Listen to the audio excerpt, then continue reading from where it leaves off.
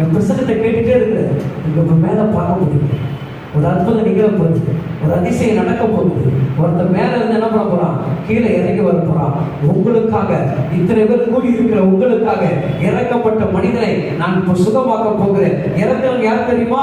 அவனுடைய நண்பர்கள். கூட்டிட்டு வந்தவங்க யார் தெரியுமா? அவனுடைய நண்பர்கள். என் மேல விசுவாசத்தோடு கூட்டிக் கொண்டு வந்தாங்க. அந்த ஓலையை பிரிக்கும் போது எல்லா கண்ணு என்ன பார்க்குதுங்க, மேல பார்க்குது. அல்லேலூயா. மேல பார்த்த உடனே மேல இருந்து ஒரு கட்டளை இறங்குது. இது இருக்குது, மேல இருந்து ஒரு கட்டளை இருக்குது. இறங்கின ஜனங்களாம் எப்படி இருக்கும்? அல்லேலூயா.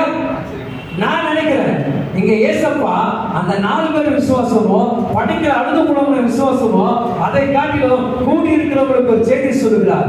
எப்படிப்பட்ட வியாதி இருந்தாலும் என் பக்கத்துல வந்தா சுகம் கிடைக்கும் கிடைக்கும் என்கின்ற செய்தியை தேவ வார்த்தை கேட்ட அந்த